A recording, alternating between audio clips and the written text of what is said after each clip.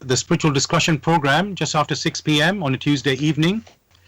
And it's been a lovely day today in Bromley in southeast London where I am. Warm and nice. And I believe Gregory's with me now. Gregory, are you there? Yes, I am. Greetings, Gregory. Please again tell us where you are and how is the weather where you are? It is very cool in Brussels. Ah, cool. Okay. Not bright. Yes. But not bright. Okay. Okay. It's a bit different from us here. So thank you for joining us as usual. So dear listeners, the aim of the show, the spiritual discussion program, is to introduce you to the spiritual knowledge in the light of truth, the Grail message by Abdushin. And as usual, we have a new topic every week. The topic for tonight is the true real life takes place in the spiritual. I'll say it again. The true real life takes place in the spiritual. It sounds a bit wordy, but when we talk about it, I'm sure it'll make sense. So you're welcome to join us with any questions or comments. The number to contact us is our UK number, which is 079 39 641 958. You can call, text or use WhatsApp. And if you're outside of UK, it is 0044 79 39 641 958. Again, you can call, text or use WhatsApp. I'm going to begin with what is the Grail message? The Grail message in the light of truth by Abdushin is a spiritual knowledge of life. It offers an explanation of the world, a picture of creation on the basis of natural laws. Its lectures contain valuable basic elements as a help in life. For through the knowledge mediated, the reader is again brought closer to life and led back to God. The Grail message deals with important fundamental questions of life by explaining in a clear and logical way the automatic working of the laws of nature, the whole weaving of creation.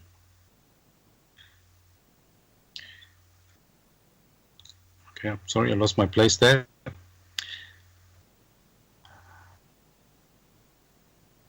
Yes.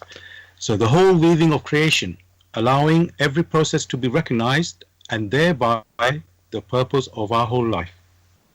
It is directed at the individual and speaks to the innate experiences of the human being, their strengths and weaknesses. Thus, every reader has the opportunity to discover, through the intuitive perception, if what is stated is the truth. Combining with matter-of-fact reasoning, a complete world picture arises, where there is no separation between the visible world and the great world beyond the five senses, nor any separation between scientific and religious striving for knowledge. I'd like to give you a couple of quotes from the author of the Grail message, Abdushin. The hearer and reader of my lectures should always work within himself, keenly probing and building bridges from one lecture to the other, as well as out into the great and small world happenings. Only then will he be able to understand the Grail message and find that it gradually shapes itself into one complete whole, without leaving any gaps. Again and again, in all the happenings, the reader will come back to the basic features. He can explain everything without having to change even one single sentence. The word of the Grail message lay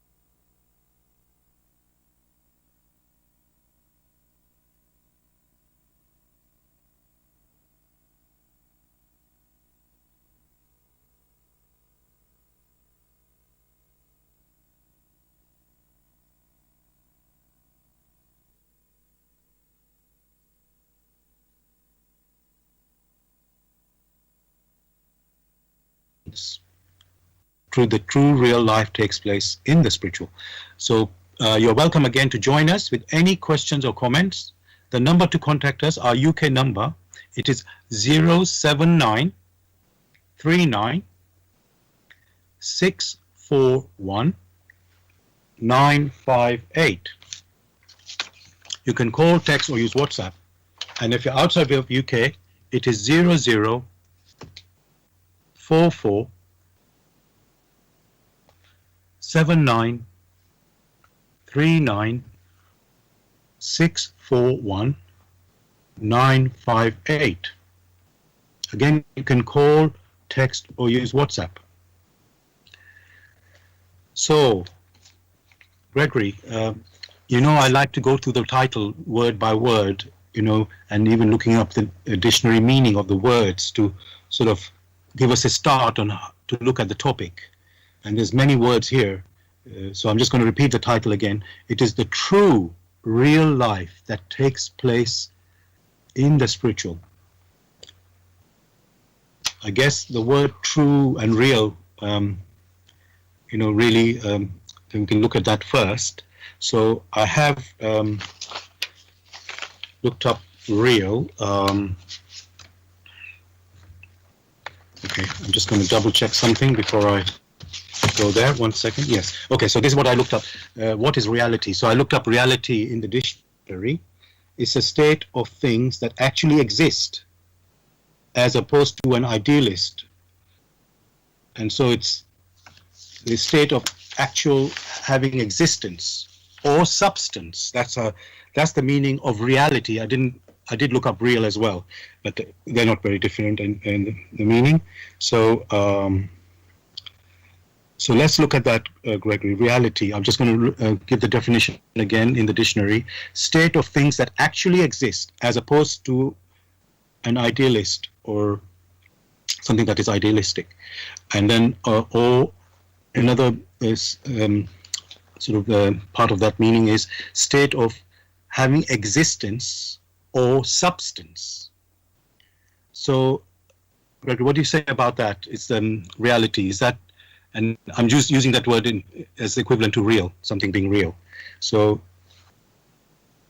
does that help us to, if something has existence, does that show reality? Well, you said existence. Partially, the definition given to it from dictionary is helpful, but itself is not complete.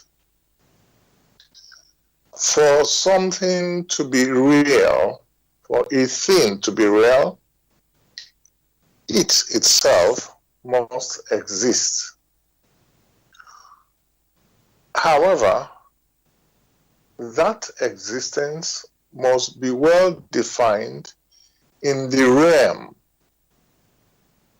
in a particular realm.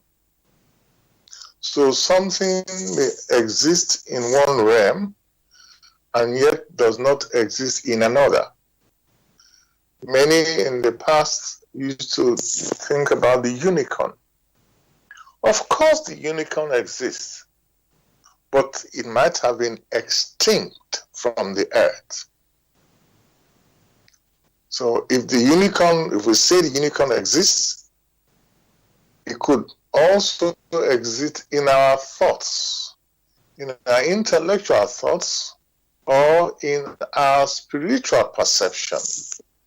So the realm or the domain of that existence, that is what is being referred to as real. Thank you for that. Really, that does set our subject discussion rolling, because we can now, you've mentioned the word domain there, and there can be different domains. And so, and of course, as you also mentioned there could be something that did exist in the past and it doesn't exist now, but it doesn't mean it didn't exist. So that's a very important realization in this discussion that we're going to have tonight. So, okay, so we can say now the other part of reality, Gregory, there's this physical world that we are very familiar with, that, day to day we are dealing with it, and then there's, as we know, our topic is discussion is about spiritual topics, and so there's another world, you can say spiritual world. So I want to ask, the physical world we can see, you can call it physical material world, but the topic for tonight, it says the true real life takes place in the spiritual. So it sort of suggests as if the physical world is not a real world. So I want to ask this first question on that then. Is the material, the physical world that we see with our eyes, with our five senses, is that real? Of course. The physical world that we are able to perceive with our five senses is real. It is real, but temporal. I see. Temporal in the sense it doesn't exist forever, for all times. So if one needs to understand it correctly, one has to come to the realization of that which is real but temporal, and that which is real and not temporal. Okay, yes, thank you for that word temporal, because that again adds another sort of let's say it's great, increases our understanding. Because I know you started with talking about the domain, different domains, and then now we're talking about the physical world, the material world, and that is, so another fact about it, you can, as you've mentioned, is that it is temporal, and then there's another world which is not temporal. So things are already becoming clearer. So thank you for bringing that out. So the next thing I want to talk about then, automatically you think of there's the spiritual world, which is of course not the material world. Maybe, Gregory, we should explain that word. What is spirit, or what is spiritual? What do we mean when we use the word spiritual? In trying to comprehend correctly when that word spirit or spiritual is utilized, first it is good to start from the human conceptions or the earthly conceptions. Maybe that may present a platform upon which many things can be comprehended. Actually, when you examine the way concepts are built up here on earth, many refer to the so-called scientific platforms. For through these scientific platforms, many things are discussed as natural, and in nature, the things are said to be living, and others are described as non-living. And you have concepts like force and also of energy. Now, following that particular platform in which substances or elements are discussed, these elements basically, as has been discussed in sciences, they do unite to have different forms. They do have alliances. That means they have different or type of connections.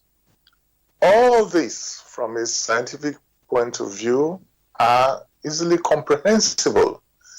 because from this platform, they are able to build up many different structures, which is correct.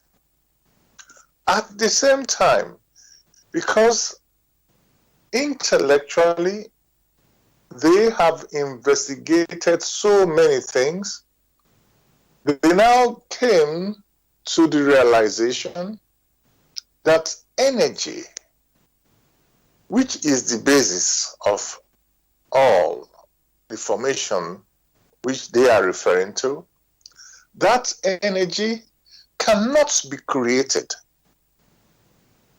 or that energy be destroyed, but may be transformed from one form or format to another. Like it's been argued, if energy cannot be created, it means it already existed. If it cannot be destroyed, it means after there's a change of form, that energy still exists. The question which one is now considering, on what domain do we refer to of the existence of these energies, which energies sometimes are referred to as emotion, energy motion. Following that thought, one now finds that even in the physical or gross material domain, where many are able to perceive with the five senses, they already realize that energy is there, has always been there, ubiquitous. And that forms the platform upon which further discussions may follow. Then one may also consider the types of vibrations, the inner vibrations, and what sort of structures are formed from out of these. Which are those things that are considered to also exist from energy, the sort of structures that may exist from energy which has always been there.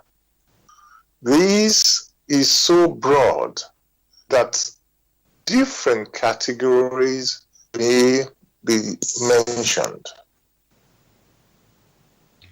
Thank you, Gregory. Again, you're sort of expanding our understanding, and then you're connecting them together as well, because you said it's energy. Well, let's say everything is energy, and then there's forms of energy, and then there's this transformation as well. So, and this is also bringing all the science, and you could say, scientific understanding in line with also, you could say, our spiritual understanding. So it's like making a comprehensive picture, an expanded picture, which is easier to even grasp than people might suspect. So thank you for that. That's again making things clearer. So I want to say, again, in the dictionary I looked up the word spirit and soul, and it said, for spirit it said, well, there was a number of, as usual, there's more than one sort of definition of it. So there, it gave one place with this about the spirit. It says consciousness or personality. One second, I just want. Well, yeah. What I'll do, I'll start with the word soul, because it has a very similar meaning of, you could say, understanding with the word spirit. So I'll just start with that word first. So in the dictionary it said soul, which is the spiritual or immortal part of a human being or animal. So a soul, Gregory, I know I'm sort of slightly deviating because we're supposed to talk about spirit, but that word soul is very commonly used. In fact, in the show tonight, we're going to have many words being spoken and I would like us to have a clear definition or concept of these words so that everybody's on the same page and not having their own different version. And I know, Gregor, you do say in the dictionaries the words are not always giving. They give a picture, but it's not a complete picture.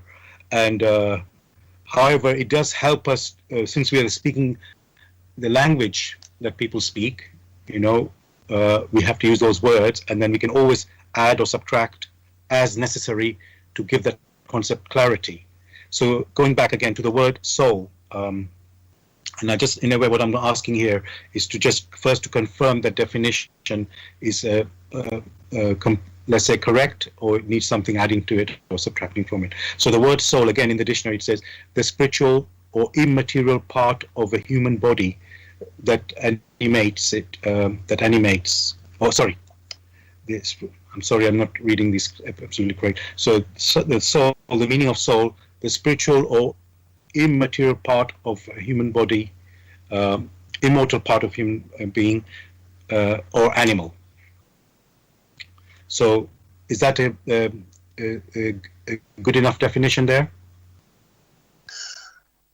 Again, such definitions are helpful, may describe this, what the spirit or the soul, but it's not precise enough to be useful for further explanation. Many things can be deduced from it. And one key thing that is mentioned, immortal. When the word immortal is used, it means it's not temporary. And because it's not temporary, that's what makes it immortal. There are further expressions that could be strung together or that could be connected together to define or to construct a picture, a dynamic picture, not a static picture. For nature itself is dynamic. It is not static. Thank you for that. So, yes, that does help. And just to get clarity about, so I use the word soul. Is the soul same as spirit? Or is there a differentiation between them? There is a differentiation. Generally, these are two different expressions, soul and spirit. To give a more precise, one may say that which animates what covers it, that may be referred to as the spirit. Whereas when the soul is mentioned, it is the spirit with different covering. A simple example is that which animates the physical body is the spirit. However, the spirit does not animate the physical body directly, for the concept of a species comes in. The physical body belongs to the world of matter, whereas the spirit is from a different domain, which one may refer to as the spiritual.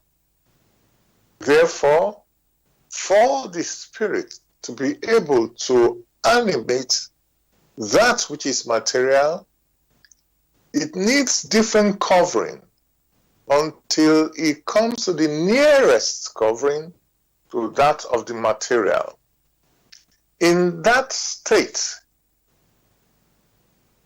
that which is spirit, with all those covering, is referred to as the soul. Thank you for that. And so I know we are talking on many points here, and I hope the listeners are able to follow what we are saying. So I just want to do a little recap, Gregory, on what we've said so far.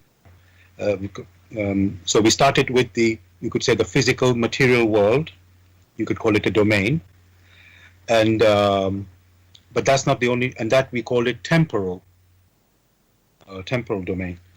And then we've moved on. There are other domains. We've mentioned that, and we've also mentioned that in reality everything is actually like it is energy, and there's different forms of energy, and they can be transformed. The different forms can transform, and so we haven't said how and why and all that, but we're just bringing that out that happens, that exists. So these are forms that exist. Then we moved on to the spiritual or spirit, which is immortal or eternal, and that is the one that animates, in our case, the human body, the human being. It's the human body, let's say, on the earth is animated by the spirit. And there is another layer, if I can say it another, that is we are wearing on this earth. So we have this outer layer, which is the physical body of matter that we are aware very clearly. And there's another layer, let's say the spirit is wearing, and that is known as the soul. You could call it our soul body, which is also, you could call it immortal as well. So that's also, and it's not material. So it's quite a lot of things to take in for people, and I hope you're able to follow us, listeners. But this is the whole idea what is the discussion of the topic tonight is to know, the title is the true real life, that true real life takes place in the spiritual. Yes, we've said the matter is also real, but the true real life takes place in the spiritual. That's the topic for tonight. And I really do invite you, if you have any questions or any comments, please do join us. You can call, text, or use WhatsApp on our UK number, which is 07939641958. You can call, text, or use WhatsApp. As I said, it's our UK number. And if you're outside of UK, it is 00447939641958. Again, you can call, text, or use WhatsApp. So, Gregory, let's look at this more deeper. I want to. Another thing I found about the spirit, Gregory, was consciousness or personality. That's again in the dictionary. So, is that? Can we explore that? Is the spirit a consciousness or a personality? There are two ways of examining that you just mentioned.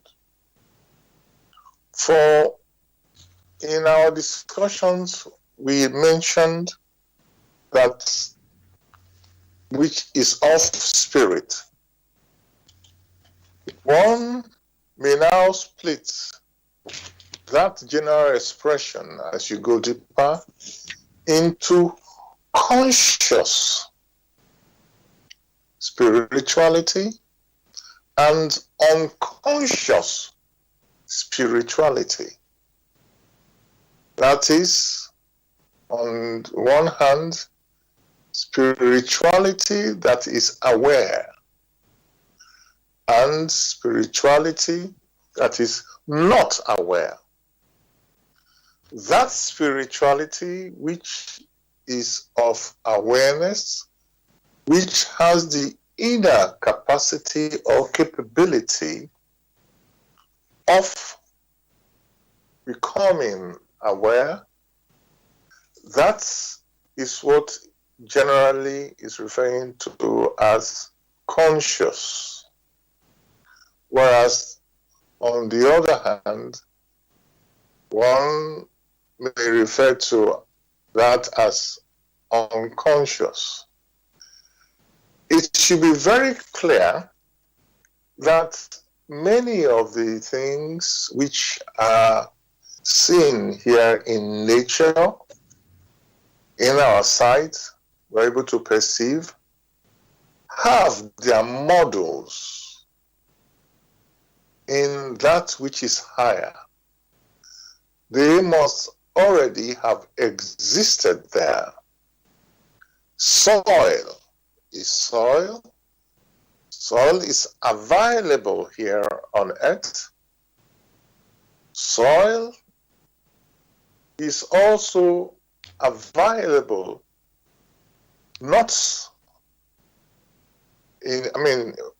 available in a domain not of this earth. The consistency is what one has to consider. Just as you have that there are animals here on earth, there are also animals in a domain, in a realm, not of this earth. There are also animals in a domain, in a realm, in what one may refer to as the animistic. So also in another domain, in the spiritual, even in much higher than creation, you have the existence of others in the divine, which perceived by the human personality looks like that, the forms look like that of the animals.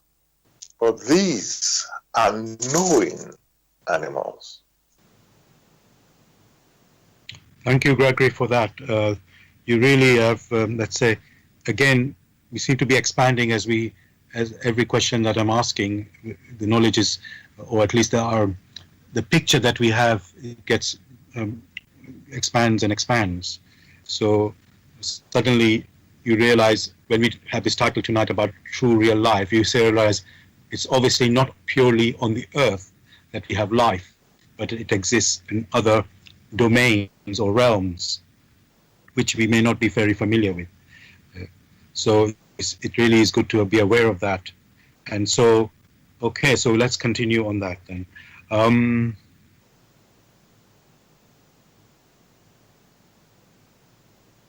Let's go back to the earth, Gregory, because again, there are many terms that we use. We've talked about the soul, we've talked about the spirit, we talked about consciousness. I mentioned the personality as well. Gregory, would you like to talk about that personality? Because I was going to go into the earthly things first. Would you like to say something about the personality? Because is that also spiritual? The word personality gives the conception or the collective word of that which has a form that has, in quotes, a free will, or that which is unique, which has a unique identity. So the word personality first must look at the identity in the different categories. So in looking at these identities of the different categories, of the units in the different categories, one is able to observe there are some that have free will in accordance with the laws of nature. For one cannot dismiss that there are no laws in nature. For nature itself is an expression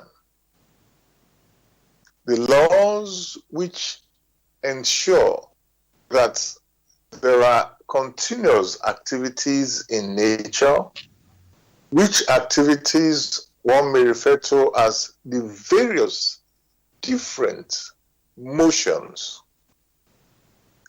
And because there is motion and also elements in nature, which elements we can call substantialities, these elements may be referred to individually as personalities. Personalities which are able to bring about specific movements. That is why one now considers individuals or individual personalities. The word person gives a very strong impression of the human form. Other than the human form, there are other forms which also can be conscious. Or there are other forms who also swing within creation or within nature, which forms are there for the maintenance of nature or of creation. These are individual persons or personalities. So the concept of a personality is very, very wide, but one may approach this only in bits of steps so as to grasp it properly. Thank you, Gregory. I really do agree. We seem to be covering a lot of things tonight with all these different concepts, and clarity is always absolutely necessary for understanding. And the more we go into all these different concepts, it might be confusing for people, and we really do have to take it slowly but surely. And of course, so I will.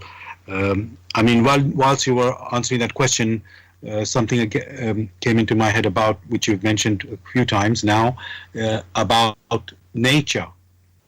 And my question about nature would be, I somehow feel I'm diverting slightly from the topic, but in a way we are being so comprehensive today that we shouldn't really ignore, those things. So you mentioned laws, Gregory. So nature like working in laws. So I think you're trying to, or pointing out that there's an order in nature. You've mentioned there's laws that the nature operates under. And so are you saying, Gregory, that nature is how we came into being, is through nature we came into being? It's like nature made this world or creation that we exist in.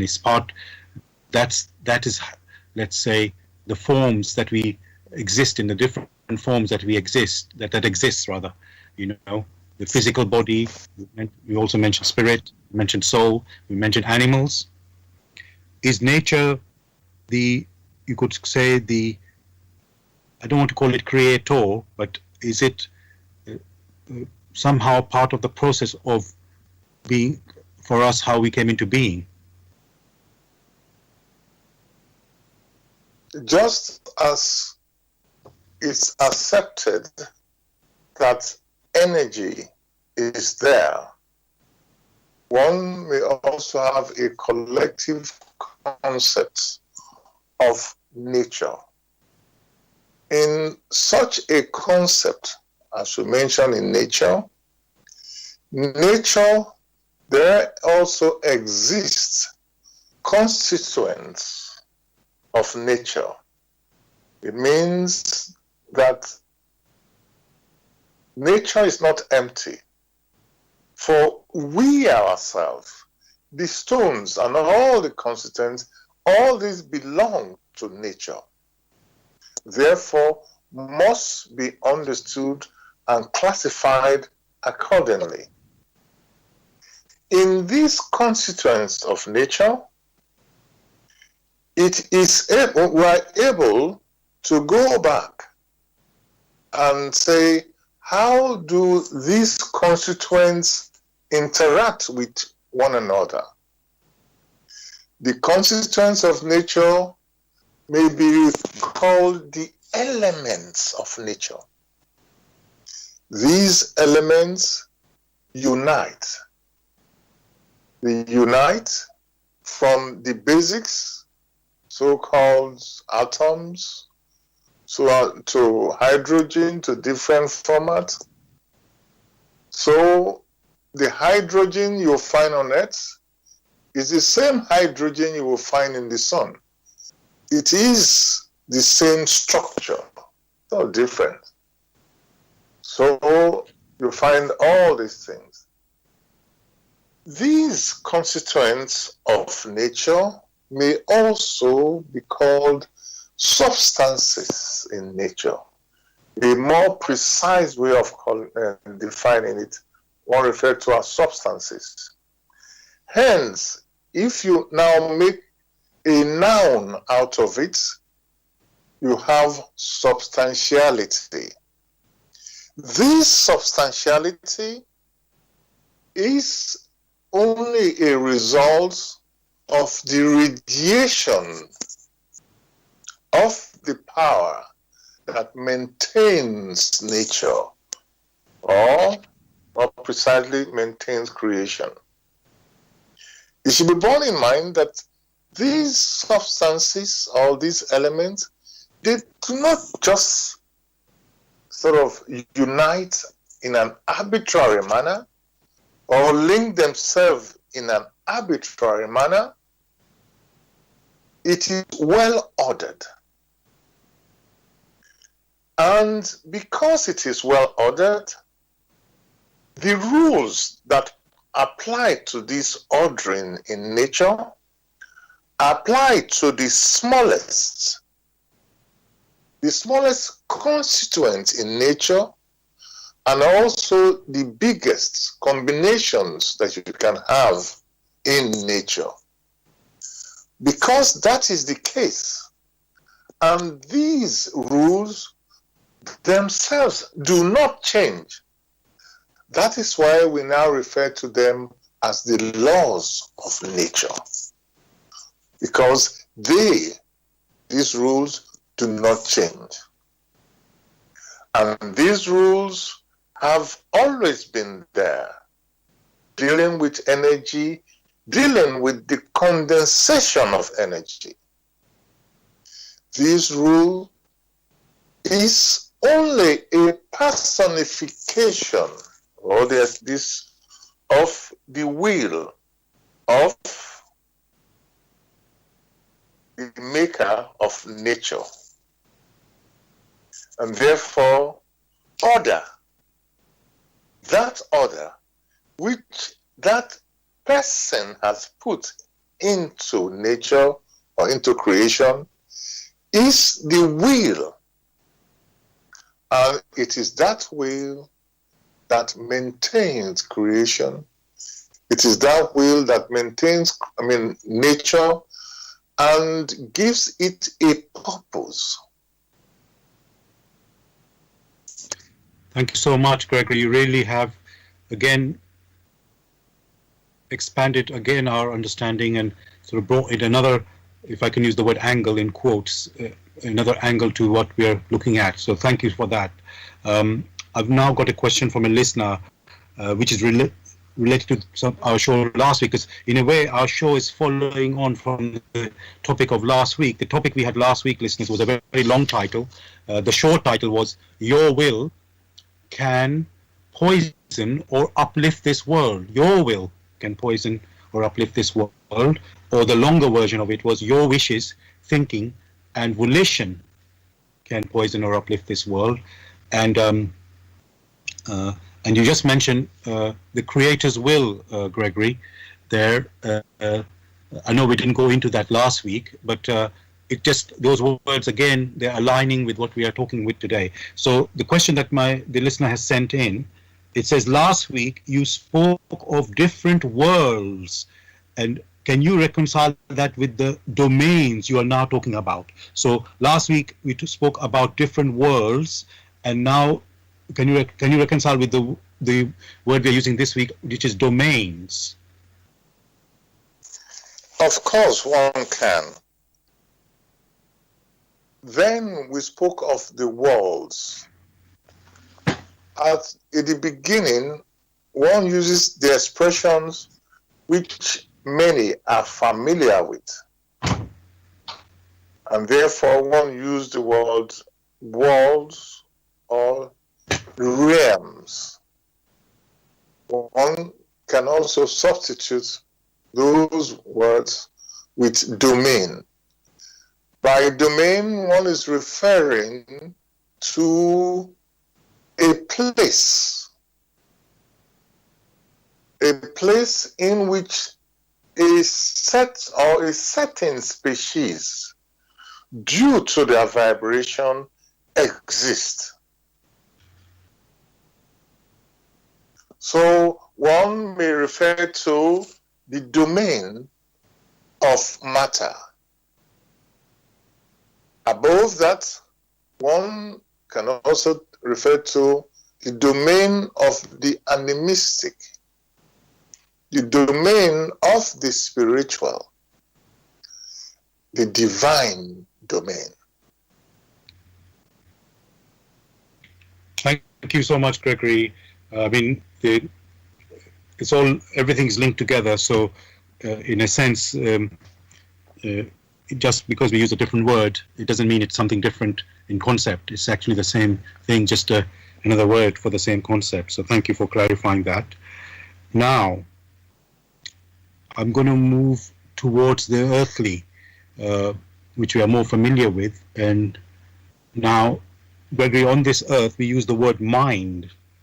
And again, I looked in the dictionary. It says the element of a person that enables them to be aware of the world and their experiences, to think, to feel.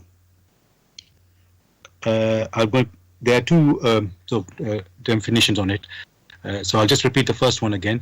This is the meaning of the word mind, the element of a person that enables them to be aware of the world and their experiences, to think, to feel. And then the second word, sort of meaning, a person's ability to think, to reason, and reflect. So again, Gregory, would you say that word mind, the definition I've just read there, does it cover that properly? To a large extent, yes. But it must be, one must be conscious that when the word mind is referred to, basically is a pointer to one's intellect. For it is the intellect that one uses in analyzing and drawing conclusion in according to earthly concepts. And therefore, to a large extent, yes. But it is at the same time real, yet not complete. For the intellect, in quotes, the mind, is temporal. Because it is temporal, it does not exist outside of the earthly manifestation.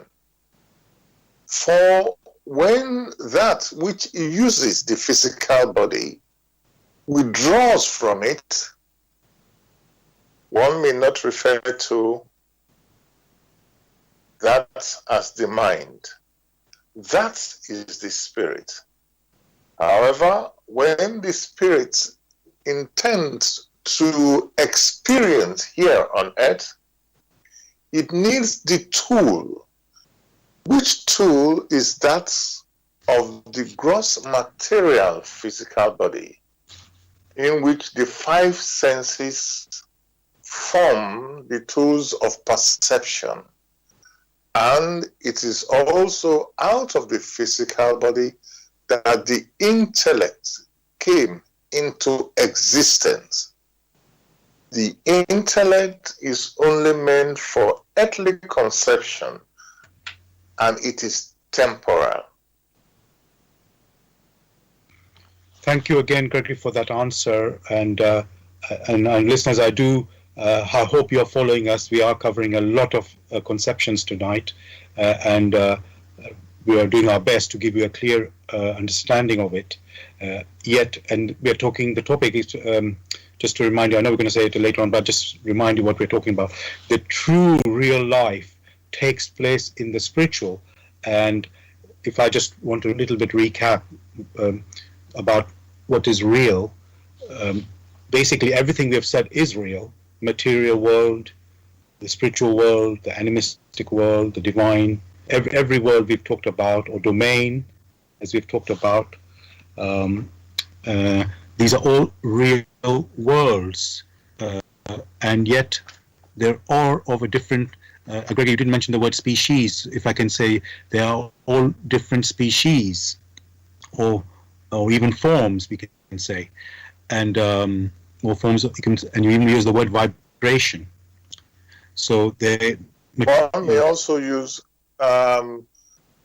instead of the word species, one may also say different consistency, just to augment the discussion. Right. So I'm just going I'm trying to do it slowly because I just don't know how much the listeners can. I am not trying to put people down, but I just feel there's a lot to take in. We are talking so many different words, and yes, they might be familiar, but then the conceptions and the definitions might be different for different people.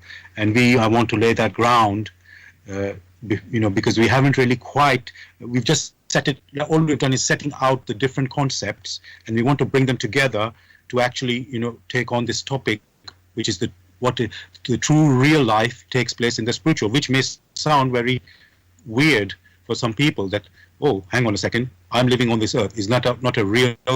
Is that not real? Is that experience not real? And then we say, well, there are different domains. There is the physical world. There is the, you could say, which is a temporal world. And then we have the spiritual, we have other worlds, animistic and so on, and which are immortal or eternal, or I've forgotten the other word we were using for that, the opposite of temporal. So so those worlds exist as well. And then the question is about reality. What exactly is the reality? Is my mind not a reality? We've used the word mind, which is earthly or intellect. In fact, Gregory, again, I will just, this is just purely for information, I will call it. Intellect, in the dictionary, it says the faculty of reasoning or understanding objectively. So that's another, how the intellect works. It has reasoning, it understands in an objective manner. And even people sometimes say, oh, spirit, that is like a delusion, or an illusion. That's something not real, not physical. You can't see it. It's not physical. You can't see it. And then people might say, well, that can't be real because you can't see it. But the physical world, we see it. So that's real. So it's so easy, Gregory, to turn something to opposite of what might it be when you don't have the clarity, of knowing what these things actually are. And yes, you can say, I haven't seen my spirit or soul. I haven't seen those things. I see only my body, and I know there's a brain, although I can't see the brain myself. We see it in the pictures, but we are aware that there is such a thing. So that one we accept.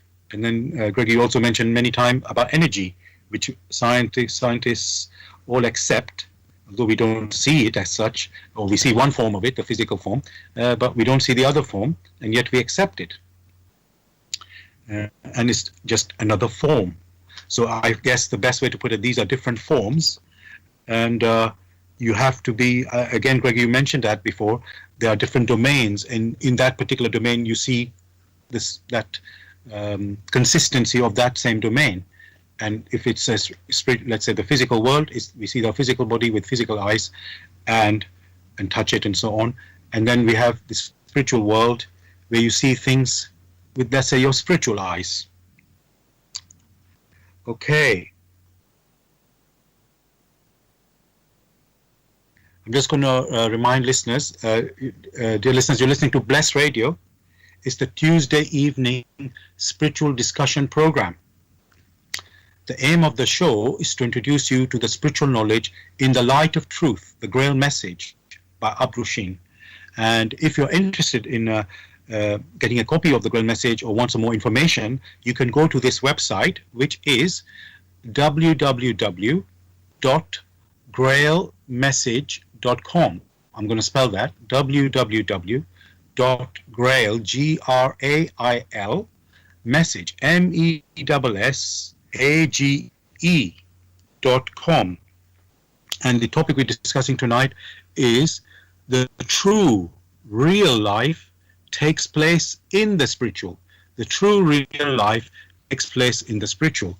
And you can join in the discussion with any questions or comments. The number to contact us, our UK number is 07939641958. You can call, text, or use WhatsApp. And if you're outside of UK, the number is 00447939641958. You can call, text, or use WhatsApp. Gregory, there's another concept I want to go into. We hear this word ego, and it's like, there's so many things we can talk about here. Maybe, as a human being, we have said in the previous shows, even if we don't say it in clarity or go into details tonight, we said the human being is a spirit, an individual personality. And but we also hear this word ego. Normally it's in this negative sense that,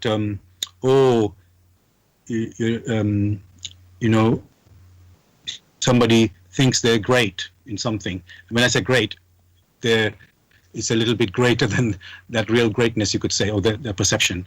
And it's, you could say the things are getting to my head. Your head's getting bigger, and it's your ego is getting bigger. That's basically, it's a negative connotation. So I want to ask you, Gregory, what is this ego? Is it the I, the self, the spiritual personality, or is it the mind? That is, because we talked about the mind, which thinks and reasons and reflects. So yes, can you help us with that as well?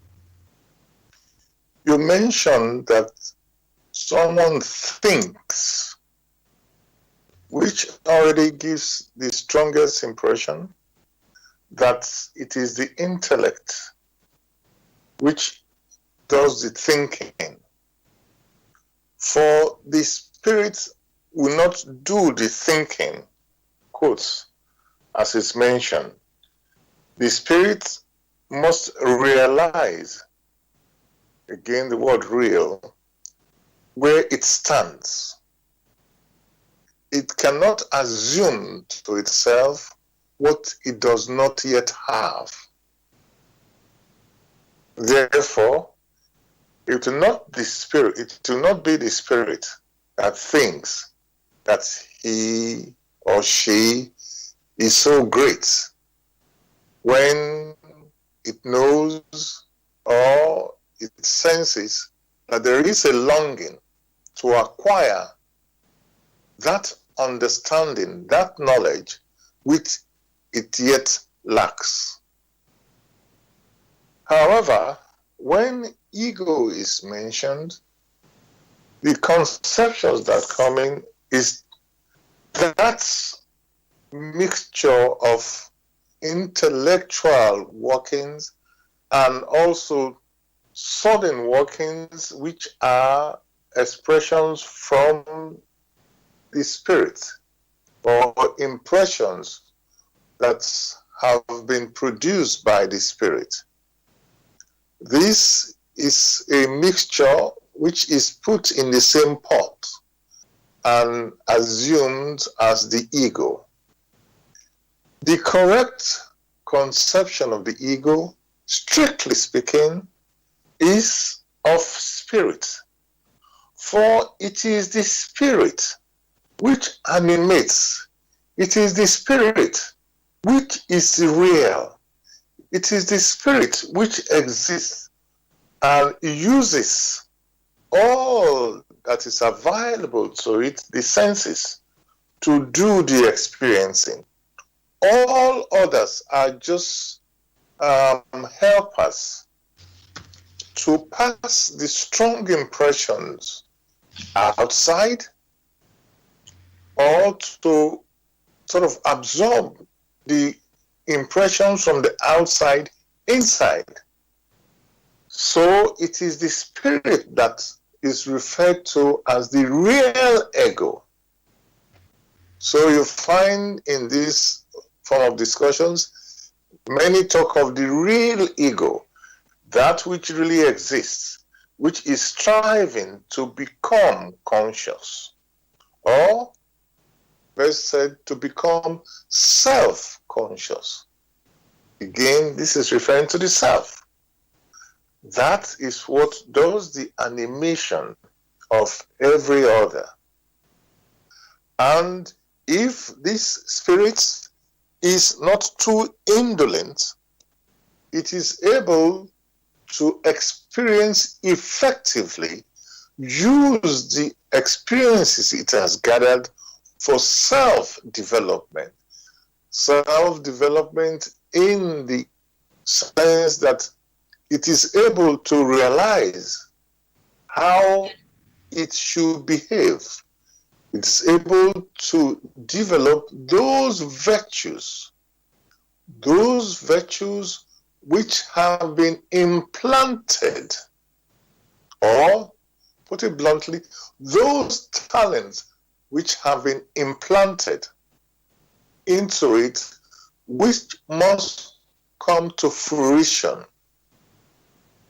Once those talents come to fruition, in accordance with the laws of creation or the laws of nature, or in accordance with the will of him that has granted it those talents, then that personality becomes a good householder.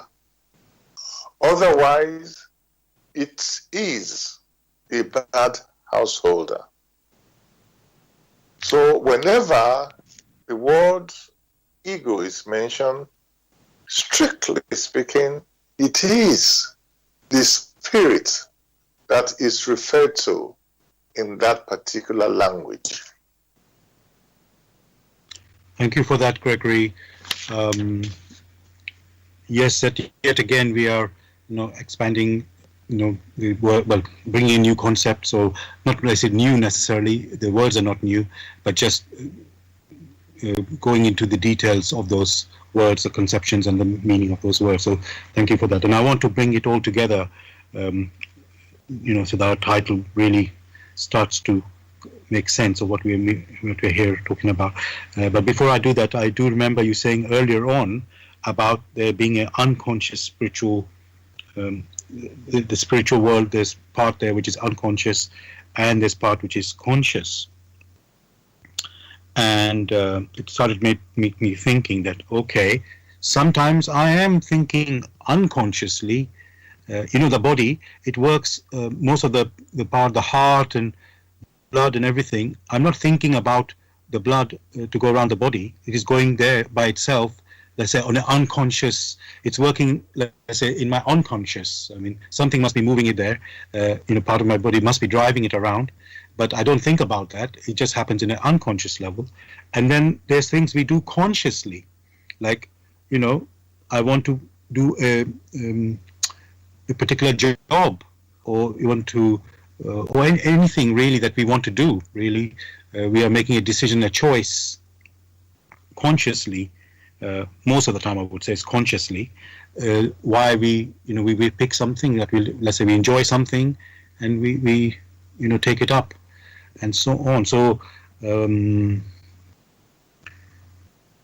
again, I'm trying to bring it.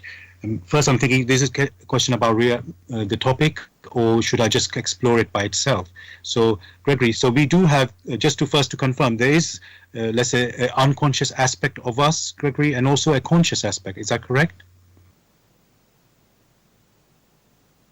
Of course, there are the unconscious aspect of us in certain activities. For the tool which we use, which is the physical body, has been built in such a way that some things, as long as one is here on it, they happen automatically. Breathing is automatic. When we stop breathing, we know our time here on earth is that of departure. The circulation of the blood is also automatic. So we do not have to bring our will to distort either our breathing or our blood circulation. So these things are there. However, it is possible to think when we are hungry, or when we wish to eat something, or we wish to go to school, or some other activity. These are the first things that the human spirit needs to investigate. If the human spirit needs to make use of the physical body, which has been granted to it through the works of nature, the first thing it needs to do is to familiarize itself with its functionality. A simple example will be, if you wish to drive a car, won't you familiarize yourself with the functionalities of the car and know how to control it such that it will bring you benefit? If that is not done, then death is not far off.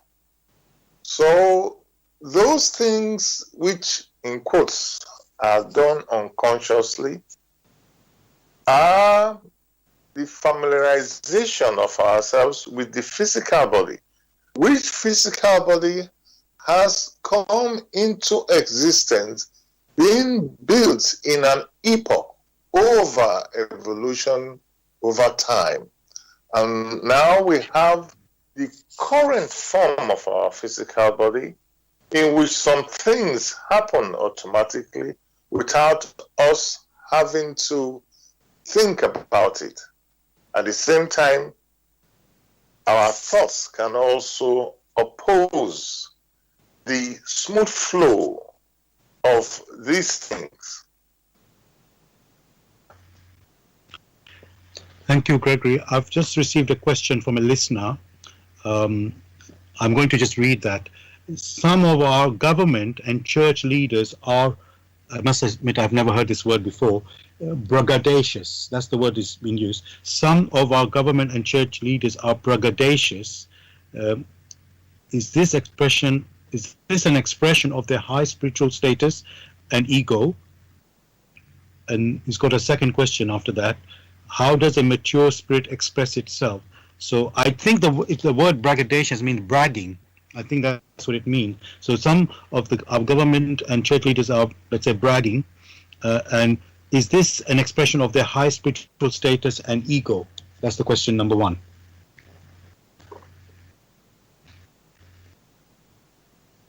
It must be borne in mind that you, as a personality, cannot grant to others that which you yourself do not yet have.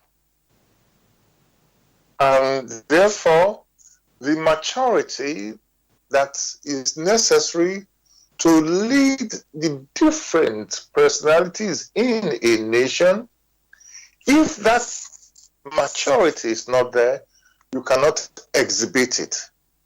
At best, you may pretend to have it, but through their activities, they give expressions of their lack of it. Hence, the bragging.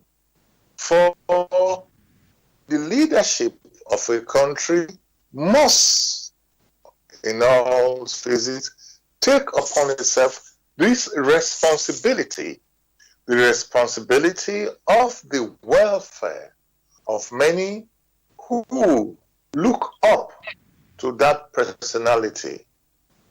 If, however, that personality lacks that maturity, it can only pretend that it has it.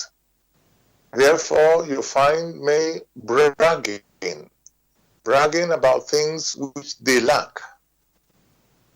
It is the sign of the times that each person must learn from such activities that you cannot give to others what you lack. If you lack maturity or lack responsibilities, it will show, and therefore you cannot go about blowing a trumpet, which trumpets of responsibility you lack. Thank you for that. I've got some other type of different sort of questions now. Just trying to reflect on them before I ask them. So this might sound a little bit strange after what we've been saying so far. So Greg, we've talked about the different domains. You could say the material, the physical, and the spiritual, and other domains. And we know, as in many radio shows that we've done so far, we mentioned about the human being, a spiritual being, living on this earth. And so, but today we've sort of defined things in quite clear way. So I would like to ask now, this question is, can one live of the spirit while on earth? So can one live in a spiritual way, I would guess, while you're on this earth?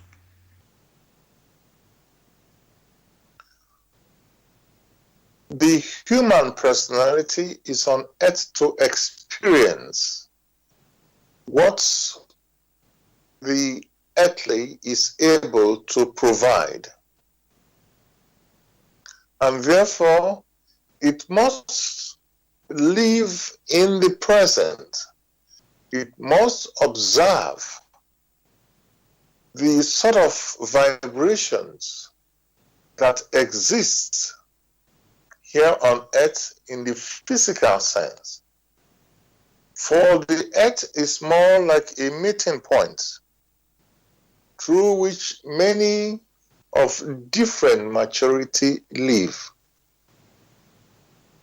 And therefore, it's only practical that each personality that lives on earth must be vigilant both intellectually and spiritually. For it is the vibrations that are picked up by the physical through the senses that are passed on to the frontal brain, which then evaluates to some extent and passes it back through the back brain via then the solar plexus, then to the spirit. And the spirit uses this as experiences, which experiences will help it to mature, to know how it should adjust itself here on earth and even hereafter. So one cannot just dismiss the experiences of the earth. You are here to know the earth, to live together with others who, like yourself, are striving to understand the different parts of this universe, albeit here on earth, in such a way as to be sufficiently mature in order on the long run to become self-conscious. Only what the spirit has been able to experience is of benefit to it. Therefore, that statement stands that the real life or real experiencing is in the spiritual. All else are only tools that it uses for its experiencing.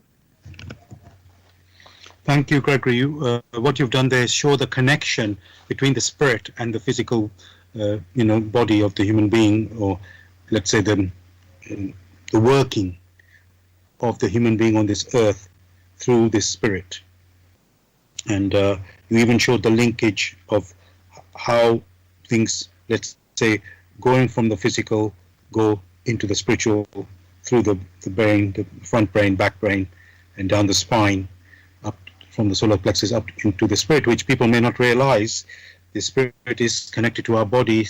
The spirit isn't the body, and it's a different material, or the word consistency is a better word.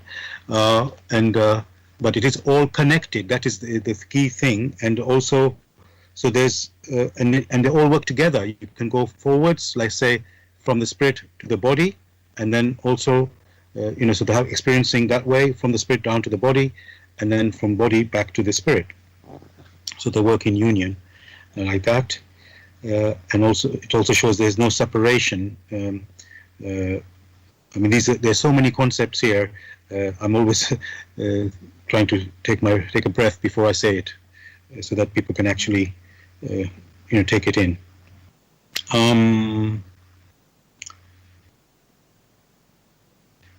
Okay, so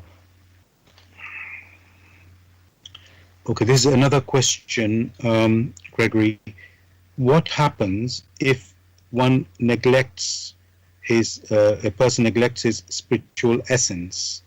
I would say yes. What happens if one neglects to let's say, to use his spiritual essence, maybe?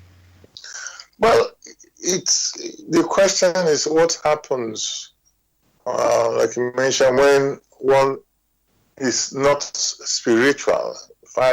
When we put it in that equivalent, such a state exists where you have the human spirit being very indolent, does not exert itself to seek to build up those talents that has been granted to it for self-development. In the first case, the primary aim of these experiences is for the actualization or for the cultivation of these talents which have been implanted into it. And therefore, if that does not happen, it means the opportunities granted to it, it has not made use of them. That means in the process of being unconscious and going to consciousness and becoming self-conscious, that process had been invalidated. It means that all the time and the resources that have been granted to it are wasted. It may well return back to the source from which it came as an unconscious human spirit. It means it's unable to share in the joys and happiness of those who have fulfilled their task. And that means it returns back as an unconscious spirit gem, having wasted the opportunities, the time, and all that has been put in its path. It's a useless seed grain which returns back home. Thank you for that. I've got a question from a listener now. It's talking about death. In recent times, people grieve and wail about death. When is death if real life exists in the spiritual? So I'll say that question again. In recent times, people grieve and wail about death. When is death if real life exists in the spiritual? It is because they themselves do not have a clear picture of the structure of nature, of the structure of creation. Have they had a clearer picture, or have they been striving to obtain a clear picture?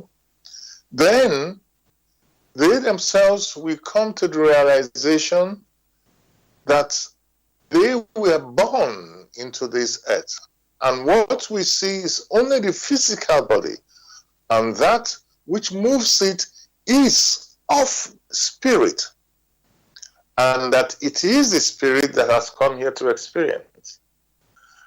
And it you also know that here on earth, it is not permanent, it is temporal.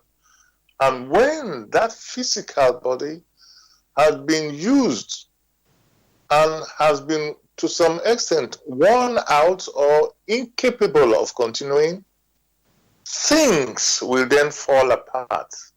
That is, that's the center which has always been activating or animating the physical body withdraws. And when it withdraws, that is what is referred to as death. That that spiritual body or soul will now wander to different areas to experience, which experiences will be in accordance to what it itself has sown in creation or sown in nature. More of this can be found and enjoyed, or one may also examine thoroughly the work in the light of truth, the Grail message by Abraham. Hence the need for discussions such as we are engaged in. It is all there. One only needs to examine it to have inner clarity. Thank you for that, Gregory. Dear listeners, you're listening to Bless Radio. It's the Tuesday night spiritual discussion program from 6 p.m. to 8 p.m. The aim of the show is to introduce you to the spiritual knowledge in the light of truth, the Grail message by Abdushin. And if you're interested in getting a copy of the Grail message or want to get some more information, you can go to this website, which is www.grailmessage.com. That's www.grail, Grail, message, message.com. And the topic we are discussing tonight is the true real life takes place in the spiritual. The true real life takes place in the spiritual. You can join us with any questions or comments. The number to contact us, our UK number is 079 39 641 958. You can call, text, or use WhatsApp. And if you're outside of UK, it is 0044 79 39 641 958. Again, you can call, text, or use WhatsApp. And Gregory, I want to take this opportunity to read something from the Grail message, and it's reference to the about the truth, or basically just truth. So this is from the lecture Silence. Truth. Sorry, the lecture Silence from the Grail message, just in case people didn't know which lecture where I'm getting the lecture from. So yeah, truth has never yet been different from what it was even then and is today, and will be in tens of thousands of years hence, for it is eternal. Therefore, learn to know the laws contained in the great book of the entire creation. To submit to them means to love God, for then you will bring no discord into the harmony, but will help to bring the resounding chord to its full magnificence. So what I've just read, I know it might seem a little bit out of context, but I just wanted to bring out this word truth, because we say the topic for tonight is the true real life takes place in the spiritual. And one way, and I know, Greggy, you have mentioned it in the show, one way you can appreciate the truth or come to realize the truth is to be aware of the laws of nature or the laws of creation. And here it tells us that that's how it reinforces that what we've been saying, that's how you will come to know it. Just going to continue a little bit extra on that from there, from this lecture. Whether you say, I voluntarily submit to the existing laws of nature because it is for my own good, or I submit to God's will, which manifests in the laws of nature, or to the unfathomable power which activates the laws of nature, would the effect be any different? The power is there and you recognize it. You simply must acknowledge it, because as soon as you reflect a little, there is nothing else you can do, and thereby you acknowledge your God, the Creator.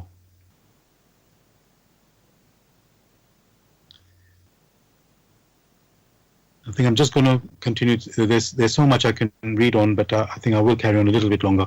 And this power also operates within you when you are thinking. Therefore, do not misuse it to evil purpose, but think good thoughts. Never forget, when you are producing thoughts, you're using divine power with which you can achieve the purest and highest. Try never to forget here that all the consequences of your thoughts always fall back upon you in proportion to the power, importance, and the extent of the effects of the thoughts for good or evil. Since thought is spiritual, however, the consequences will return spiritually. They will thus affect you no matter whether here on earth or later in the spiritual after your departure.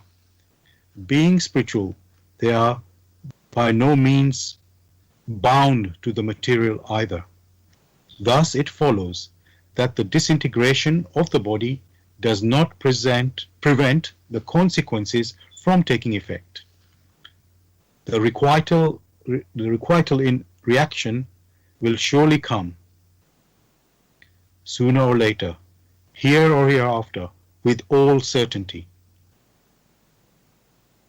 I'm going to stop there because I could carry on reading more and more there. So that was really, the idea was to talk about the truth, and then I read a bit further, which talked about the power that is in creation, which we are allowed to use, obviously for good or evil, but the consequences of those are how we use it are bound to us. Which whether we are here or whether we are in this beyond, the world in the beyond, because that power travels through, and the thoughts travel through all these worlds. Okay, so let me see. I think I've got another question from a listener. I just want to check. Okay, Gregory. Yeah, this question says, if a soul departs this life prematurely, can or does the soul go straight to heaven or paradise? I have to say I don't know exactly what is meant by prematurely, but maybe you can explain that. So the question is, Gregory, if a soul departs this life prematurely, can or does that soul go straight to heaven or paradise? Thanks for that question.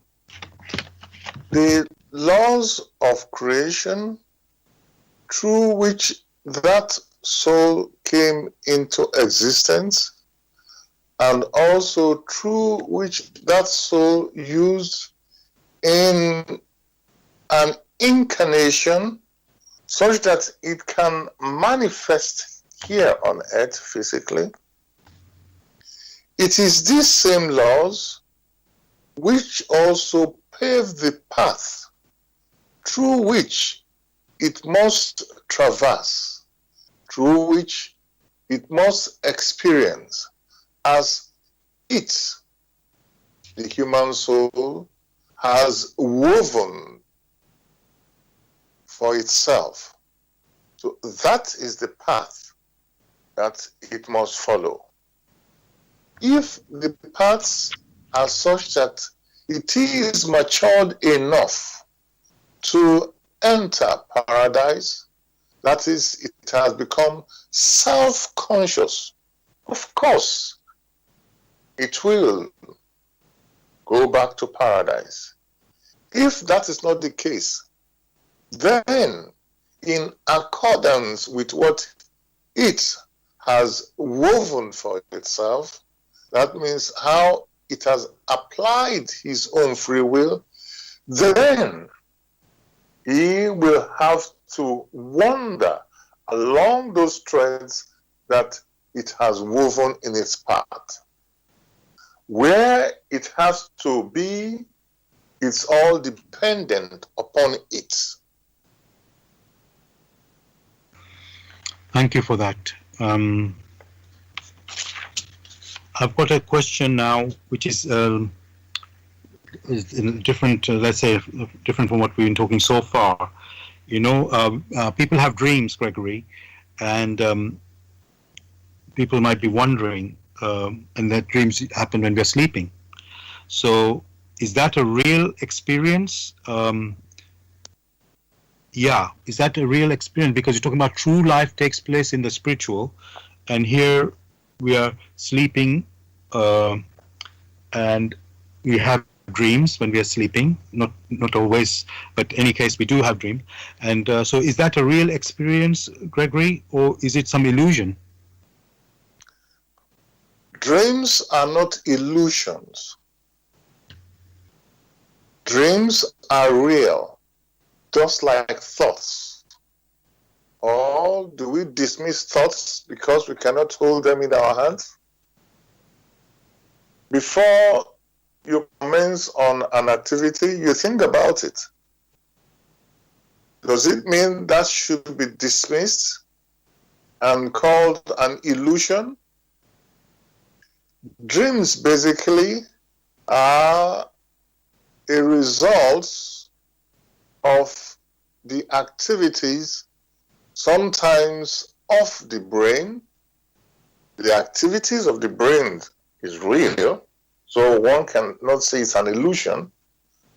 Or sometimes the combination of the activities of the brain or the frontal brain, and also sometimes with the activities or of the back brain or of the spirit.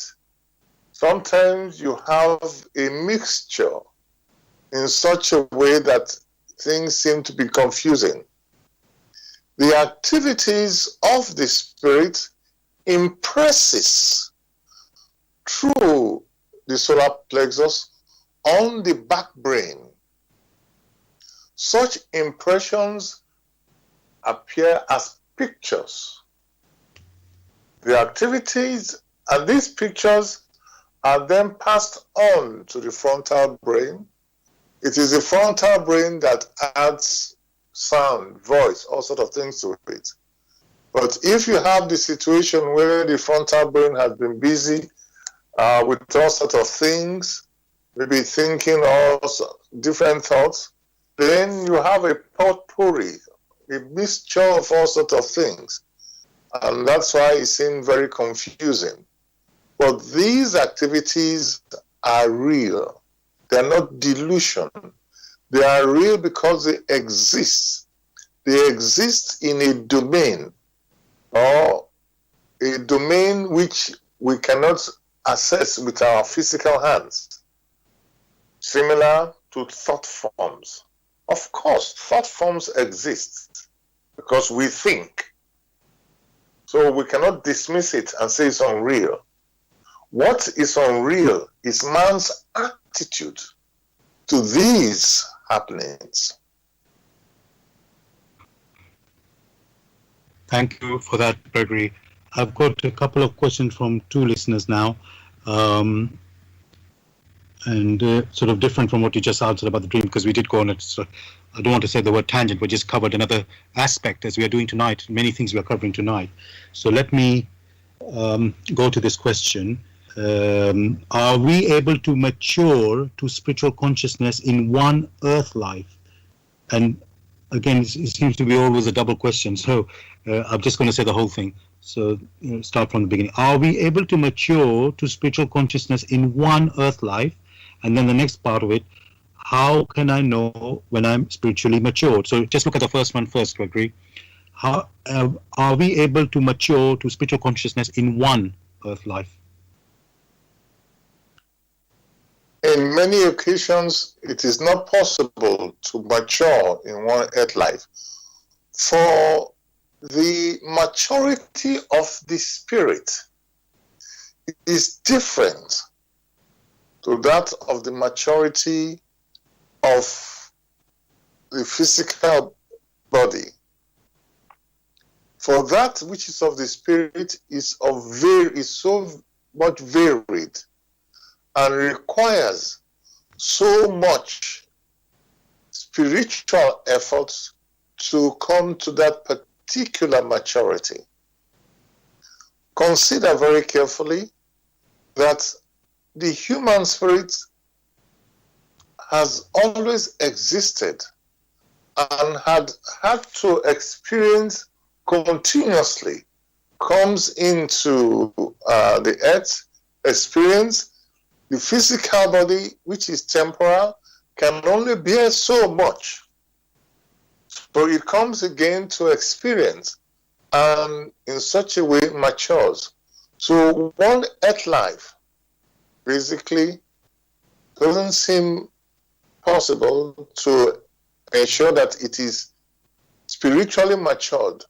That is, all that it needs to develop, all those talents, those ones may not be acquired, developed to perfection in one earth life. It requires many earth lives and experiencing in different parts of the universe to come to that realization. Thank you for that. And the second part of that question was, how can I know when I've become spiritually matured? It is very simple for one to realize it is spiritually matured. For that which is spiritually matured is drawn to that which is of spirit, where It's always willing to serve in accordance with the laws of creation or the laws of nature, not merely with the appreciations of other human spirits. Spiritual maturity is different from earthly maturity. Spiritual maturity is so many-sided that he or she who is now spiritually matured and has become self-conscious, in all probability, in all consciousness, is drawn to those of a like nature, those who also seek after spiritual maturity, or those who are already matured, who are back home as self-conscious spirit. That longing draws that personality who is spiritually matured back home. And before long, he or she needs not be here. For if you have passed through a class and you have learned all that which needs to be learned, you don't need to spend time wasting in that class. But most of the time, spiritual maturity, in most of the cases, may not be very obvious to him or her who is becoming very matured. It's in stages. Thank you for that. I've got a question from a different listener now. It's going to where I was reading from the Grail message about the great book of the entire creation, and the question is here: what is the great book of life? That's what he's saying here, and the great spiritual book of judgment. So yes, what is the great book of life, and that of the great spiritual book of judgment? And then he's put his own.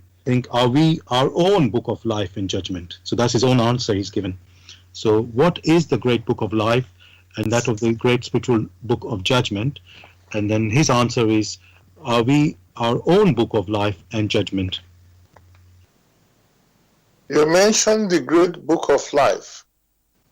That, in quotes, book. The book of life basically is creation itself. And when one is referring to referring to creation, just like one referred to nature, one talked about the contents. You cannot talk about nature or talk about creation without the contents. What is very clear in creation is that there are those who started off as unconscious spirit gem. That is very clear. And are granted the opportunity to become conscious and then self-conscious. In the process of that, many who are strong enough to become self-conscious become pages in life, for they are now useful personalities in creation. Whereas those who were not able or who were too indolent return to unconsciousness. So it's as if you have a book. The pages are all those who started as unconscious spirit gem. Okay, and along the line, some were unable to make it. So they now fall back and they have been removed as pages who are useful to creation. More of this can be found in the work In the Light of Truth. Thank you so much. Oh, sorry. what normally happens is that the human spirit who is on his journey has a longing which tends to draw it up in order to ascend. And if it exerts itself to ensure that the innate abilities come to fruition, then it becomes a useful tool in creation where when it arrives back in paradise, there is able to swing. And therefore you hear of the expression worlds without end, because right there is able to make use of its maturity to help in the continuous existence of creation and in the extension of creation. Thanks again, Gregory, for that. I want to read again from the Grail message from the lecture Silence, and this is going to be a little bit long one, but I want to sort of read a bit that I've already read and then carry on to the rest of this reading, if I can. So this is again, listeners, from the Grail message In the Light of Truth by Abdrushin, and it's the lecture called Silence. And this power also operates within you when you are thinking. Therefore, do not misuse it to evil purpose, but think good thoughts. Never forget, when you are producing thoughts, you're using divine power with which you can achieve the purest and highest. Try never to forget here that all the consequences of your thoughts always fall back upon you in proportion to the power, the importance, and the extent of the effect of the thoughts for good or evil. Since thought is spiritual, however, the consequences will return spiritually. They will thus affect you no matter whether here on earth or later in the spiritual after your departure. Being spiritual, they are by no means bound to the material either. Thus, it follows that the disintegration of the body does not prevent the consequences from taking effect. The requital in the reaction will surely come. I think it's requital, but they've got only one T. So, but anyway, the requital in reaction will surely come, sooner or later, here or hereafter, with all certainty. The spiritual link with all your works remains firm, for indeed earthly material works also have a spiritual origin through the creative thought, and will remain in existence even when everything earthly has passed away. It is therefore rightly said, your works await you, insofar as the effect has not yet reached you through the reaction. If you are still here on earth when a reaction is due, or if you are again here, the consequences coming from the spiritual will exert their force according to their nature, either for good or for evil, through your circumstances and your environment, or directly on yourself, on your body. Here it must be more specially emphasized, the true life takes place in the spiritual, and that knows neither time nor space, and therefore no separation either. It stands above earthly conceptions. For this reason, the consequences will strike you, wherever you may be, at the time when, according to the eternal law, the effect returns to its starting point. Nothing is lost in the process. It is bound to come. This now also answers the question so often asked: why is it that obviously good people must suffer such bitter adversity in their earth lives as it to make it appear unjust? These are reciprocal effects which must strike them. Now you know the answer to this question, for your existing physical body plays no part in it. Your body is not you personally. It is not your entire ego, but an instrument which you have chosen, or which you were obliged to take according to the existing laws of the spiritual life, which you may also call cosmic laws, if that makes them easier to understand. The particular earth life is but a short span of your real existence. A crushing thought, if there were no escape, no protecting power to counteract it. On awakening to the spiritual, many a person would then have to despair and wish rather to go on sleeping in the same old way, for he has no idea what awaits him, what will strike him in the shape of reaction from former times,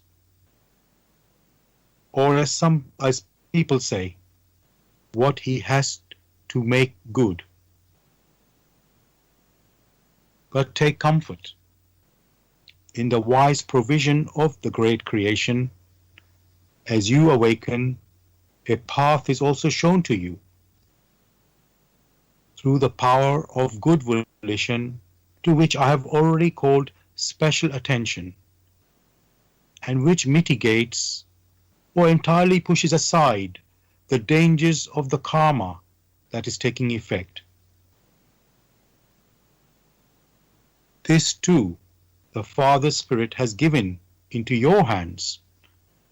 The power of good volition forms a circle around you, capable of disintegrating the evil pressing upon you, or at least greatly modifying it, exactly as the atmosphere also protects the earth.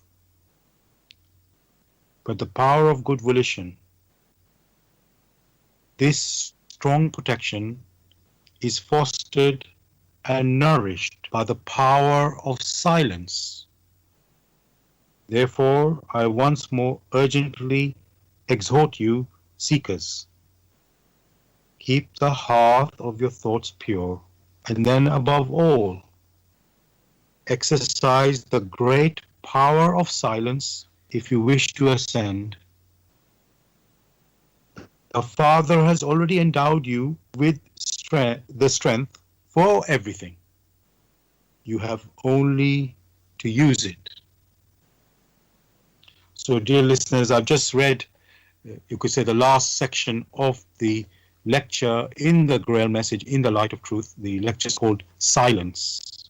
And in fact, in that reading, I did bring the title of the topic for tonight's show, The True Real Life Takes Place in the Spiritual. So hopefully you were able to see that in this reading, that this is real, that real life is happening in the spiritual. And it doesn't mean the other world is not real. The domain, the physical world, it is real. But the real, let's say, the power and how things manifest, it is taken and done through, it happens through the spiritual. So, yes, dear listeners, hope you have enjoyed the show. Gregory, is there anything you'd like to say to the listeners to end the show? Wishing everyone the strength for more examination.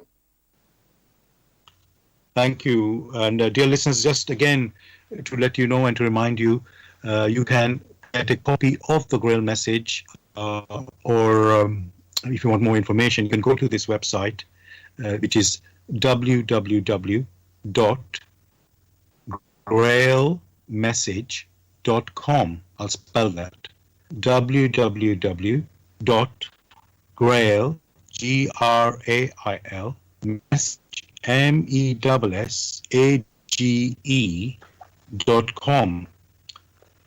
And from my side, listeners, yes, I do again encourage you to pick up the Grail message. And there's so much knowledge there.